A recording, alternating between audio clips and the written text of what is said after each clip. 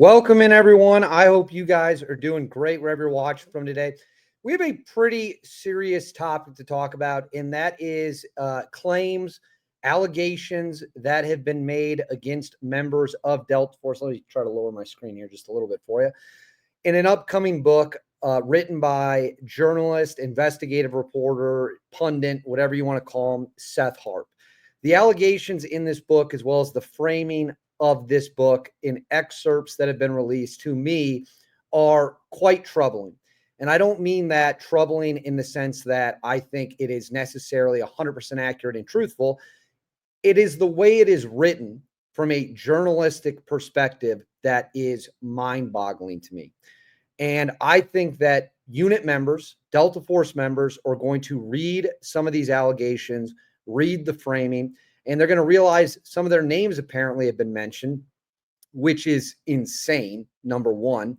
And two, I'm very curious as to what type of research Seth Harp did and if he reached out to any of the people he mentioned by name. So we're going to get into all of that and much more. This is probably going to fire a lot of you up. I know it's going to fire a lot of Delta Force dudes up, and I'm going to lay it out there for you. You guys can make your own decisions, and I'm going to point to you the red flags as well as serious claims made in it, if you will. I'm still in Las Vegas. That's why you don't see the regular set behind me, but I wanted to take some time to address this. So that's why we're here. Before we get started, as always, please make sure to like and subscribe. Totally free, costs you guys absolutely nothing, and is a huge, huge boost to the channel. Go ahead and comment below with your thoughts. I'm trying to respond to as many comments as I can. Also a huge boost. Hit that bell, all notifications turned on. You won't miss a single thing. And then right here on the bottom of the screen, Instagram, David_Hookstead, XD Hookstead.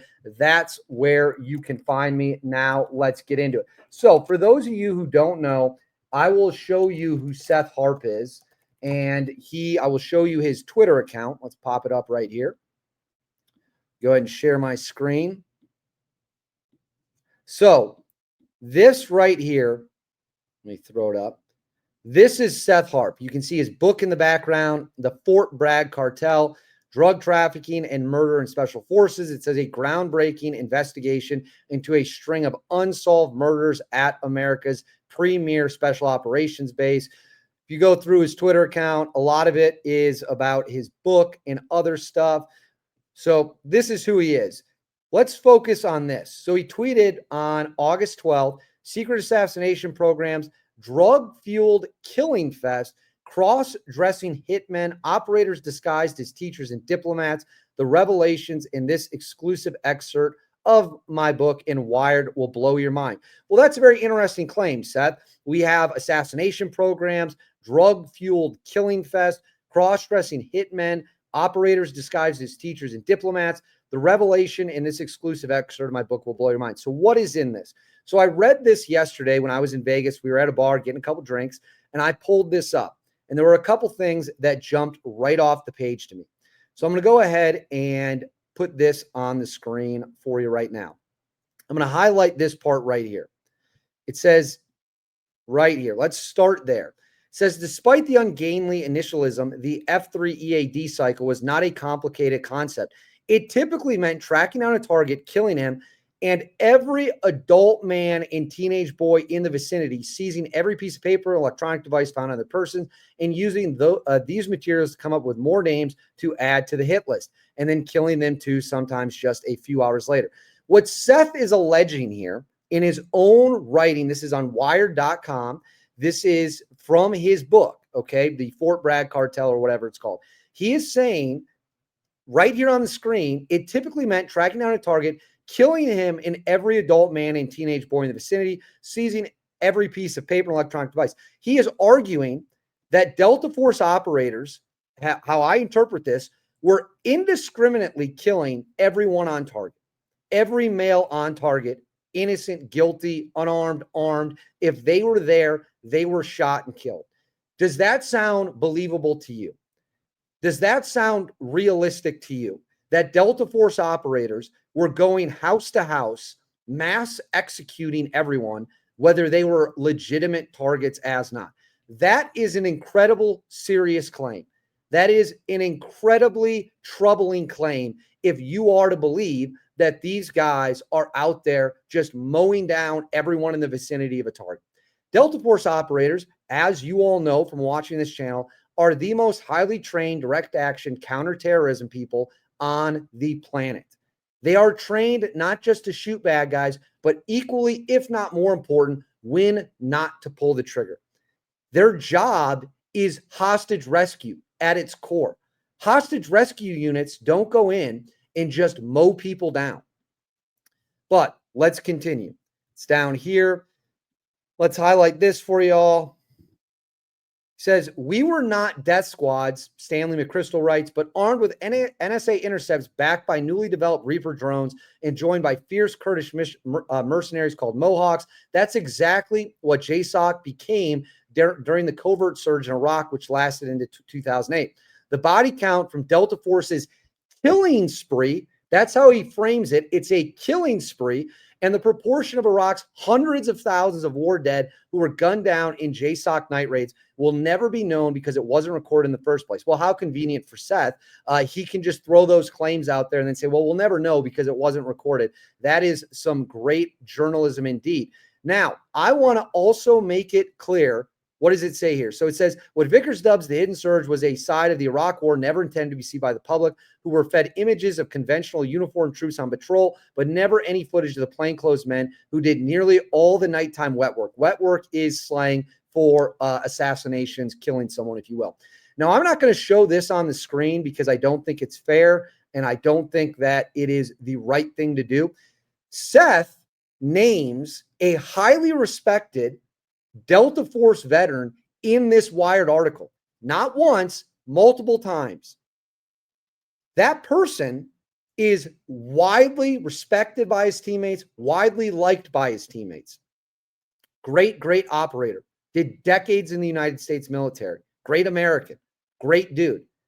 I wonder if Seth reached out to him before name dropping him in his book. I wonder if Seth Harp had the journalistic integrity to pick up the phone and call the guy and say, hey, I'm going to name drop you in a book that is smearing the unit. That's what this is. Talking about killing sprees, just killing males on target, all of them apparently, allegedly.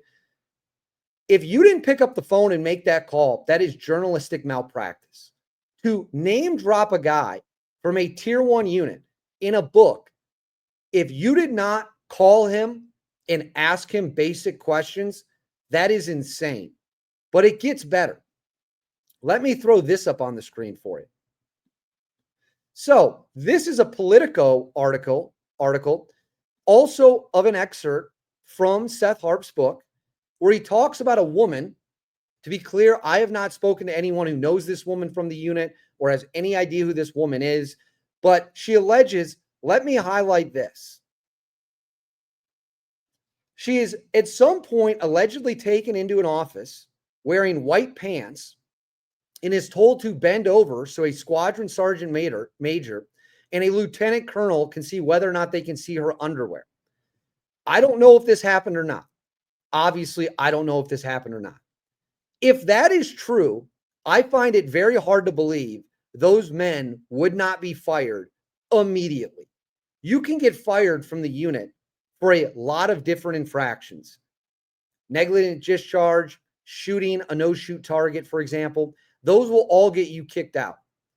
We're to believe the allegation here is that 2 Delta Force members in senior leadership positions asked a woman to bend over to look at her underwear through her pants. If that wouldn't be a fireable offense, I don't know what is. But hey, you named another person in an article alleging that these were kill squads, but you don't name who these 2 individuals are. You don't name who this squadron sergeant major is. Does that seem a little odd to you? Seems a little odd to me. Seems a little bit odd to me. Seems a little bit strange that now all of a sudden we're not going to name names. I will be totally transparent with y'all. I have not read this book outside of the excerpts. The excerpts paint and smear the unit is apparently a bunch of psychopaths who, instead of being elite operators conducting the most risky missions the United States has, night after night, facing the enemy toe to toe, not at distance, but in CQB style showdowns, instead of believing that they're elite operators, we're to believe that the unit is full of a bunch of scumbags who are just mowing people down, harassing people, and that it's a frat house and not the most professionally run unit in the United States military. Does that sound believable to you? I want to know what you guys think in the comments. I'm bringing you the information. I'm bringing you the allegations. I think that if Seth Harp did not pick up the phone and call anyone he name dropped in this book, that is someone who works in media, that would get you fired from a news outlet. If you name drop someone and did not make an attempt, at least, to get in contact with them in an article talking about killing sprees and death squads and things of that nature, and you didn't call them to get comment, you'd be fired so fast your head would be spinning. So Seth, I'm sure Seth is going to see this. I know Seth is going to see this. Go ahead and reach out to me. Let me know if you actually called any of these people, if your sources are who they say they are, if they're as legitimate as they say they are, because what you've done now is put serious allegations with real units and real people tied to them without providing concrete, indisputable evidence. And that to me is sickening. But I want to know what you guys think. Let me know in the comments below. Please make sure to like and subscribe. Huge boost to the channel. Hit that bell. All notifications turned on. And as always, right here on the bottom of the screen, Instagram, David_Hookstead, X D Hookstead. That's where you can find me. I'll be curious to hear your thoughts about this whole thing. I'll see you all next time.